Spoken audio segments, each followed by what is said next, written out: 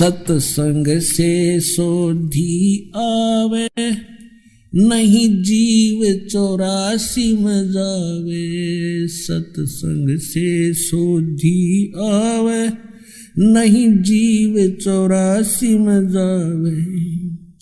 अब मेटो द्वेष और राग, हो राग या उम्र बतेरी जाली। अब मेटो द्वेष और राग, हो राग या उम्र बतेरी जाली। जैसे रोगी होता है, रोगी को ये पता लग जाता है कि दीर्घ रोग है और यहाँ के लोकल हॉस्पिटल के डॉक्टरों ने मना कर दिया है कि आप जाइए ऑल इंडिया इंस्टीट्यूट दिल्ली में। तो वहाँ जब ये डायरेक्शन मिलकर इंसान जाता है तो वहाँ चाहे प्रधानमंत्री हो और चाहे कोई फैक्ट्री मालिक हो, कितना उच्च पोस्ट प्राप्त व्यक्ति हो, उस समय उसको अपनी जान दिखाई देती है, अपनी पोस्ट पद दिखाई नहीं देता। डॉक्टर कहता लेट जाइए, वो तुरंत लेट जाता है। डॉक्टर कहता ये कपड़े निकाल दीजिए, तुरंत निकाल के रख देता है। उस समय उसके नखरे खत्म हो जाते हैं और तभी वो उपचार प्राप्त करता है। जब तक डॉक्टर के आज्ञा का पालन करता रहे, चाहे कुछ भी कहे वैसे ही, जहाँ लेटने को कहे वहीं लेटना पड़ेगा, जहाँ बैठने को कहेगा वह बैठना पड़ेगा, और कहेगा मुंह खोल सांस तेज ले, वो सारा कुछ करना पड़ेगा। तो तभी वो अपना उपचार करवा पाएगा। तो ठीक इसी प्रकार जब आप सतलोक आश्रम बरवाला की तरफ आवें, संत मिलन को चालिए तज माया अभिमान, और जो जो कदम आगे रखे ओ हे यज्ञ समान। तो आपको इतना पुण्य मिलता है यहाँ आने का। आप क्योंकि संत है नहीं पृथ्वी पर कोई, संत मिलन को चालिए, संत की तरफ चलने मात्र से इतना लाभ है, फिर यहाँ के किक लाभ होगा वो तो गिनती नहीं हो सकती। अब जब तक अभिमान है ये प्राणी उभर नहीं सकता। एक नित्यानंद नाम के संत हुए हैं, नित्यानंद नाम के। वैसे वो ब्राह्मण जाति में जन्मे थे, लगभग 250 वर्ष पूर्व की बात है। उनका घर का नाम था श्री नंदलाल, नंदलाल नाम था उनका। उनके माता पिता बचपन से ही मर गए थे, मृत्यु को प्राप्त हो गए थे। उनका पालन पोषण नाना नानी के घर हुआ था। उनके नाना जी जो थे, नंदलाल जी के नाना जी नारनौल के नवाब के यहाँ एक उच्च पोस्ट प्राप्त थे।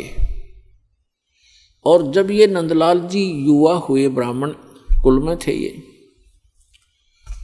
तो इनको भी वहाँ एक तहसीलदार की पोस्ट पर नियुक्त करवा दिया। नंदलाल जी तहसीलदार थे, घोड़ा इनको प्राप्त था, बन ठन कर चलते थे। उसमें जो तहसीलदार की वैल्यू जनता में होती थी, इज्जत होती थी, आज के तो मेरे ख्याल में मंत्री की बिना होगी। नंदलाल जी का विवाह हो गया था, संतान प्राप्ति अभी हुई नहीं थी। अब कहते हैं ना जाने कब भाग्य उदय हो जाता है प्राणी का। एक दिन नंदलाल जी अपने महल के, अपने मकान के छत पर, गर्मियों के समय में छत पर टहल रहा था। रात्रि में नींद आई नहीं और उसने क्या देखा कि कहीं थोड़ी सी दूरी पर रात्रि के समय किसी के घर पे कोई संत आए हुए हैं और परमात्मा की कथा सुना रहे हैं, सत्संग कर रहे हैं। अपन आत्माओं पिछले जब से होते हैं पूर्ण हंस मुराद, ये पिछले संस्कार होते हैं जो आदमी परमात्मा की तरफ आत्मा आकर्षित होती है। उसने सारी रात सत्संग सुना, नींद और खत्म होगी। कुछ तो परमात्मा की दया उस पर हुई कि वैसे नेचुरल नहीं आई नींद, और वो ज्ञान सुना, वो सत्संग सुना कि मनुष्य जीवन किस लिए प्राप्त होता है, इसको हम कैसे व्यर्थ कर रहे हैं। चाहे प्रधानमंत्री बन जा, यदि भक्ति नहीं है तो व्यर्थ है ये जीवन इसका। अगम निगम को खोज ले बुद्धि विवेक विचार, उदय अस्त का राज मिले तो बिन नाम बेगार। सत्संग के अंदर ये ज्ञान कराया जाता है कि जैसे कोई भी राजा बना है तो अपने पुण्य कर्मों से बना है, और भक्ति नहीं करता वो प्राणी अपने पुण्यों को, जो पूर्व जन्म के संग्रहित पुण्य हैं, उसके भाग्य में डिपॉजिट करके भेज रखा भगवान ने। उनको नाश ही कर रहा है, उनको खर्च रहा है। वो अब भविष्य की कमाई नहीं कर रहा है, भविष्य के लिए कुछ आगे का डिपॉजिट नहीं कर पा रहा है, केवल खर्च ही कर रहा है।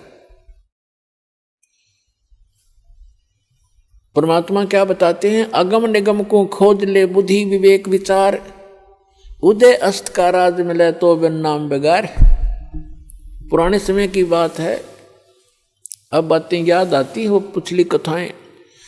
एक 3 व्हीलर वाला था, बड़ा 3 व्हीलर जो पहले पेट्रोल के चले थे, हमारे गांव से और लाखन माजरा एक गांव है, वहां तक 3 व्हीलर चला करते थे 2।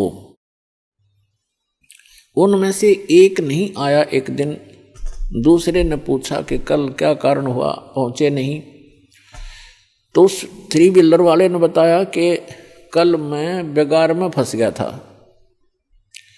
बेगार क्या होती थी कि पहले पुलिस वालों के पास ये मोटर गाड़ियां नहीं होती थी, वो किसी भी जीप वाले को या किसी टेम्पू वाले को, उस 3 व्हीलर वाले को या 4 व्हीलर वाले को सामने खड़ा कर लेते थे थाने का आगे। कहीं रेड मारनी हो, किसी प्रकार की कोई भी उन्होंने कहीं जाना होता था क्षेत्र में, तो उन्होंने पकड़ लिया पुलिस वालों ने, और सारा दिन उसको टिकन नहीं दिया। को 20 गांवों के अंदर पहुंचे, इधर उधर गए, और तेल भी उस 3 व्हीलर वाले ने अपने पल्ले से डलवाया, अपनी जेब से। तेल भी उसने अपनी जेब से डलवाया, और सारा दिन मनमाने 200 से 300 किलोमीटर का क्षेत्र तय कर दिया। आम आदमी तेनों दिखा दानो बड़ा स्पीड से चल रहा है, बड़ी कमाई कर रहा होगा, और कर रहा था अपने ही पल्ले से खर्च कर रहा था। तेल का भी कमाई तो थी नहीं उस दिन। तो उसको बिगाड़ बताते हैं। तो 3 व्हीलर वाले ने बताया कि मैं ऐसे ऐसे कल पुलिस का फंस गया था बिगाड़ में, और 200 रुपये का पेट्रोल अपनी जेब तक फूंक का आया, कल कुछ चवन्नी मिली नहीं। उस समय के 200 रुपये आज के 20,000 रुपये, इतना वो खर्च हुआ उसका। तो पुण्यात्माओं, जो आज कोई भी उच्च पोस्ट प्राप्त है, कोई डॉक्टर है, इंजीनियर है, चीफ इंजीनियर है, IPS है, IAS है, जज लगे हैं, मंत्री हैं, मुख्यमंत्री हैं, प्रधानमंत्री हैं, या MLA MP बने हैं, या अन्य कोई अच्छे व्यावसायिक व्यक्ति हैं, धनी हैं, तो वो क्या करते हैं? जैसे परमात्मा उनके लिए बताता है कि अगम निगम को खोज ले, भविष्य के बारे में कुछ सोच, और बुद्धि विवेक विचार, उदय अस्त का राज मिले तो वे नाम बिगाड़े। पूरी पृथ्वी का यदि राजा हो, और तो छोड़ो सारे छोटे मोटे शासकों को, कहते हैं पूरी पृथ्वी का राजा हो और उसके पास ये सत्य भक्ति ना हो, अब उसकी चहल पहल न देखे, तो आदमी ने सोचा इस जैसा सुखी नहीं रही तो बड़ा ठाठ कर रहा है। और ठाठ तो कर रहा है, लेकिन अपने जीवन को 12 बाट कर रहा है। पिछले जन्म के पुण्यों को अपने ही पल्ले से खर्च कर रहा हो चक्रवर्ती राजा बनकर, और भविष्य की कमाई उसकी बन नहीं रही, क्योंकि वो बेगार कर रहा है। बेगार तो बेगार वाले की इनकम नहीं होती, पर स्पीड पूरी होती है। राजा का पूछकर एक छोटी सी स्टेट के चीफ मिनिस्टर का शेड्यूल पूछ लो, दिन का कितना का होता है। 6 तो मीटिंग अटेंड करेगा, फिर कोई MLA भागने को हो रहा है, उसकी चिंता में टेंशन में फोन पर फोन करेगा, और फिर इसी व्यवस्था में पूर्व जन्म के पुण्यों को नाश करके और हाथ झाड़ कर चला जाता है। परमात्मा बताते हैं कि क्या मांगू कुछ थिर ना रहाई, और देखत नैन चला जग जाई, एक लख पूत सवा लख नाती, उस रावण के दीवान बाती। और कहते हैं कहे कबीर अंत की बारी, जैसे हाथ झाड़ कर चला जुआरी। ये प्राणी ऐसे जाता है जो सतभक्ति नहीं करता, केवल इस राजपाट या इस संसार के झूठे ठाठ को ही संग्रहित करने में लगा रहता है। जैसे जुए में हारा हुआ जुआरी हाथ मसलता जाता है, खाली हाथ जाता है, रोता पीटता जाता है। तो परमात्मा कहते हैं कहे कबीर अंत की बारी, जैसे हाथ झाड़ कर चला जुआरी। ऐसे जाओगे सतभक्ति नहीं करते तो। अब नित्यानंद जी अपने मकान की छत के ऊपर ये सब ज्ञान सुनकर विचलित हो गया, इतना प्रभावित हो गया, तड़फ उठी आत्मा कि क्या कर रहा हूं मैं, और करना क्या चाहिए था। कुछ ब्राह्मण घर में जन्म, ब्राह्मण लोग परमात्मा को अवश्य याद करते थे, चाहे गीता के माध्यम से, चाहे श्री कृष्ण जी के रूप में। लेकिन पोस्ट प्राप्त होने के बाद इस जीव में अभिमान हो जाता है। आज से लगभग 250 वर्ष पहले ब्राह्मणों की एक बहुत विशेष रिस्पेक्ट होती थी समाज के अंदर, और ये सर्वोच्च कास्ट मानी जाती थी। इस कारण से भी अभिमान एक ब्राह्मण के घर जन्मे व्यक्ति में स्वाभाविक हो जाता था कि मैं ब्राह्मण घर में जन्मा हूँ, ब्राह्मण कुल में जन्म है। दूसरे फिर वो तहसीलदार की पोस्ट। अब ये दो जबरदस्त बाधा उसके साथ अड़गी। एक तो ये कि हम तो जगत के गुरु ब्राह्मण, और एक सिंपल संत कहीं बैठकर कोई ज्ञान सुना रहा है और बता रहा है कि गुरु बिन माला फेरते, गुरु बिन देते दान, गुरु बिन दोनों निष्फल हैं, चाहे पूछो वेद पुराण। राम कृष्ण से कौन बड़ो उन्हों भी गुरु कीन, तीन लोग के वे धनी गुरु आज्ञा थी। उधर से ये बातें कचोट रही उसको कि गुरु के बिना बात नहीं बने, और उधर से वो कह रहा कि मैं तहसीलदार और ब्राह्मण, और कैसे जाके एक संत के सामने, सिंपल मैन के सामने अपना शीश नवाऊं, जाके कैसे नतमस्तक होऊंगा, नहीं जाऊंगा। फिर वो बातें याद आती है कि कबीर हरि के नाम बिना ये राजा रसब हो, माटी लदे कुमार के, और घास ना नीरे कोई। परमात्मा की वो बातें याद आती, सत्संग के वचन के भक्ति नहीं करी तो जीवन नाश हो गया। और गुरु बनाने जाता है तो कुल के लोग क्या कहेंगे, ऊपर से तहसीलदार, और कैसे शीश निभाऊं जाके। अंत में पुण्यों की विजय हुई, पाप की हार हुई। उसके पुण्यों ने प्रभाव डाला, उसको सद्बुद्धि आई कि यहाँ किसी के घर में संत आएगा तो नाम नहीं लूंगा। उस संत के बारे में जानकारी प्राप्त की कि ये कौन सत्संग कर रहा था, क्या हो रहा था रात्रि में, ये संत कौन है, कहाँ से आता है। उसका पता चला कि नारनौल से 2 किलोमीटर की दूरी पर बाहर बनी में जंगल में इनका आश्रम है। तो नित्यानंद जी ने सोचा कि सुबह सुबह चला जाऊंगा वक्त से, उस समय तक गांव के नगर के लोग कोई नहीं पहुंचे होंगे और किसी को पता नहीं लगेगा कि तहसीलदार और ब्राह्मण किसी का चेला बन गया, और वक्त से जाके नाम ले आऊंगा, फिर अपना भजन कर लिया करूंगा। तो इस उद्देश्य से वो वक्त से उठा अगले दिन, नेक्स्ट डे, और घोड़े पर सवार हुआ, मुंह अंधेरे वक्त से पहुंच गया, जा रहा था आश्रम की तरफ। उधर से वही संत, क्योंकि रात्रि के समय तो वो अपना सज धज कर जैसे भी कपड़ा उपड़ा लाल पीड़ा बांध के और गया था। उस समय वो सिंपल एक सफेद धोती लपेट के और सिर के बाल मुंडवा रखे थे, उसने उस तरह फिरवा रखा था संत जी ने। गुमानी दास नाम था, वो विष्णु उपासक वैष्णु पंथ के संत थे। और उस समय ये सोन को सोन गणे मान्या करते ब्राह्मण लोग खास कर। अब वो ये सोचकर चला था कि आज मैं मेरा जीवन सफल करने जा रहा हूं, जैसा कि उसने सत्संग में सारे पहलुओं पर ज्ञान सुना था।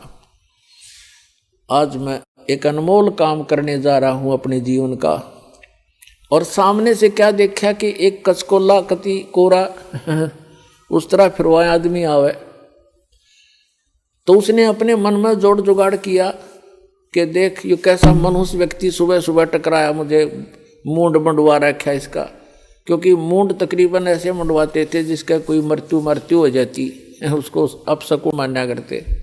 तो फिर उसने सोचा भी वापस तो मुड़ूंगा नहीं, बार बार दाव लगे नहीं, तो उसने अपने ही सोच से क्या सोचा कि चल इस सोन को सोन के अपना कुछ जंतर मंत्र सोचा। उसने क्या सोचा, घोड़े के निकट जब वो व्यक्ति आया, शीश मुंडवा रखा था जिसने, मूंड मुंडा रखे थे, बाल कटवा रखे थे, उस तरह फिरवा रखा था, उसके निकट घोड़ा रोक के और सिर में मारे ऐसे आंगली टोले मारा, टोले बोला रे नो टोले मारे ने बोला मनुष्य तने आज जाना था मेरे आगे, मैं तो एक बहुत जरूरी काम में जा रहा था, तू कहाँ मर रहा सामने।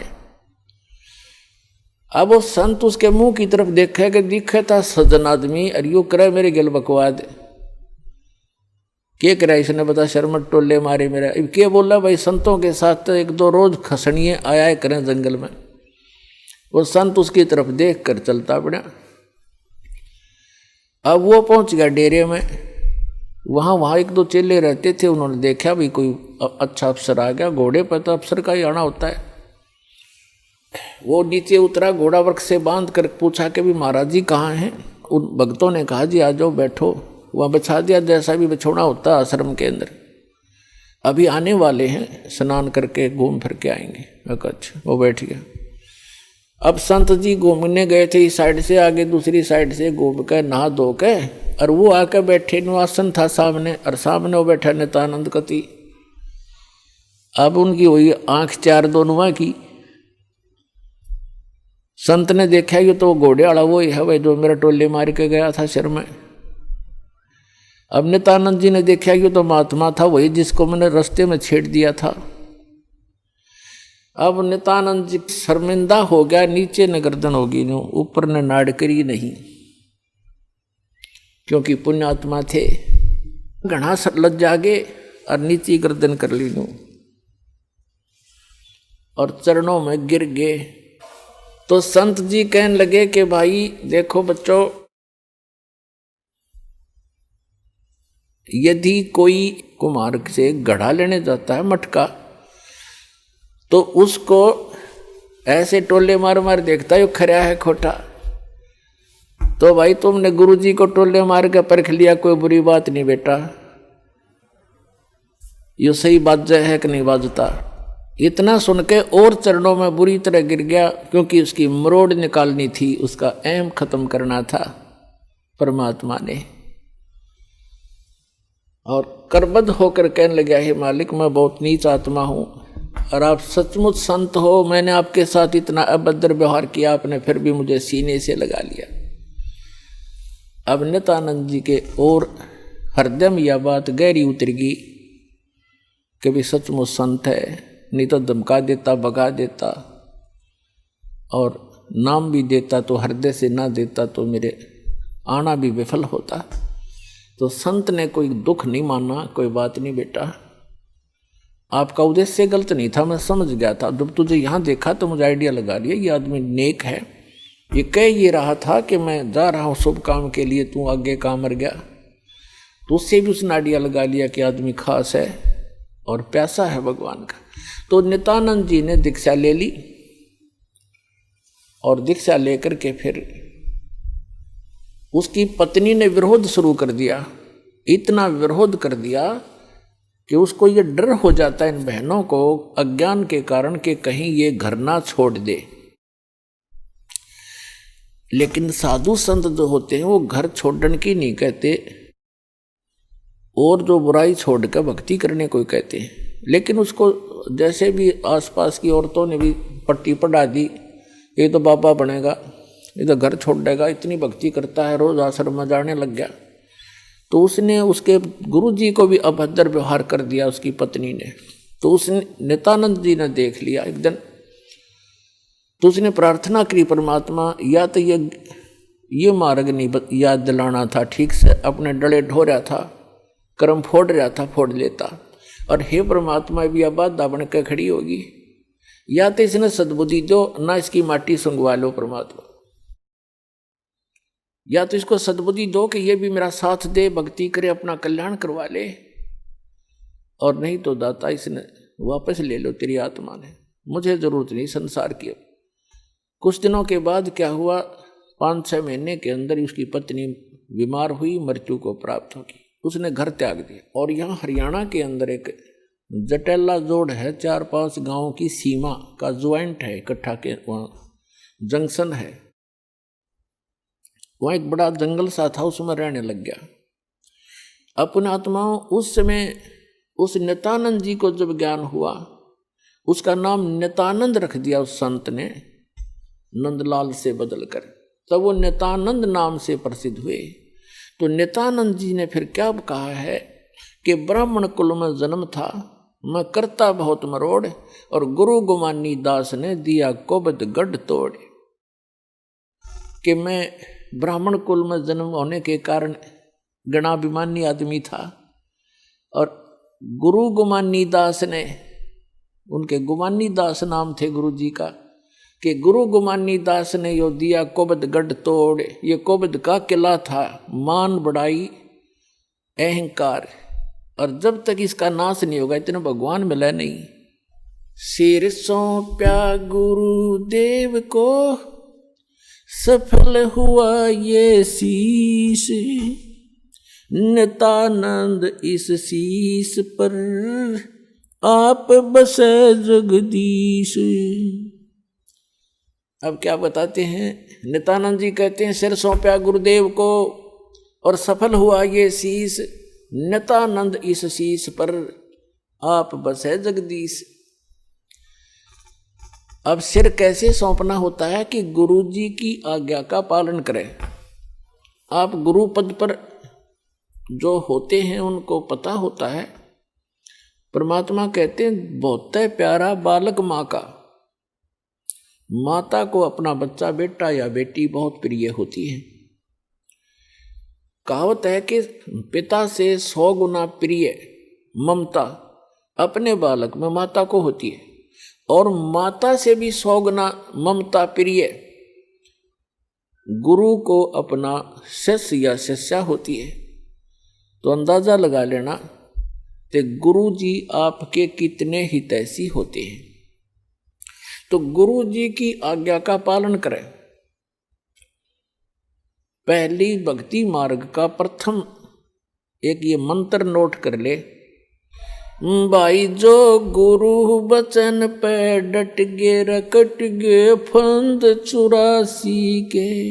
भाई जो गुरु बचन पे डट गे कट गे फंद 84 के, कट गे फंद 84 के, रकट गे फंद 84 के। भाई जो गुरु बचन पे डट गे रकट गे,